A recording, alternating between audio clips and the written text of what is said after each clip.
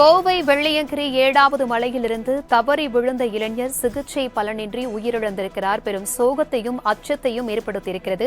அண்மை செய்தியாக நாம் பார்த்துக் கொண்டிருக்கிறோம். வெள்ளியங்கிரி மலைப்பாதையில் சுவாமி தரிசனத்திற்காக சென்ற இளைஞர் 7வது மலையிலிருந்து தவறி விழுந்து சிகிச்சை பலனின்றி உயிரிழந்திருக்கிறார். இதுகுறித்தான கூடுதல் விவரங்களுடன் எமது செய்தியாளர் ரவீந்திரன் இணைப்பில் இருக்கிறார். வணக்கம் ரவீந்திரன்.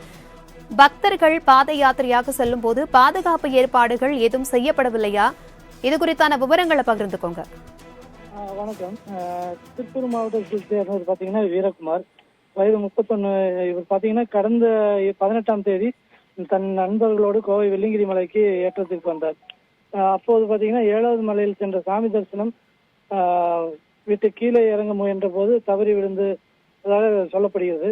இதில் காயமடைந்த அவரை நண்பர்கள் மற்றும் வனத்துறையை மீட்டு சிகிச்சைக்காக கோவை அரசு மருத்துவமனையில் சேர்த்தனர். தற்போது பாத்தீங்கன்னா சிகிச்சையில் இருந்த வீரகுமார் தற்போது சிகிச்சை பலனின்றி உயிரிழந்ததாக ஆளுநரை காவல்துறையினர் தெரிவிக்கின்றனர். மேலும் விசாரணையானது நடைபெற்றுக் கொண்டிருக்கிறது. ஏற்கனவே பாத்தீங்கன்னா வனத்துறையின் சார்பாக பல விதிமுறைகளை அமல்படுத்தி அதன் மூலம் அதன்படி பக்தர்கள் செல்ல அறிவுறுத்தப்படுகின்றன. ஆனாலும் ஒரு சில பக்தர்கள் தங்கள் உடல்நிலை மறைத்துக் கொண்டு அவர் செல்வதால் இந்த மாதிரி அசம்பாவிதங்கள் ஏற்படுகின்றன. தகவல்களுக்கு நன்றி ரவீந்திரன்.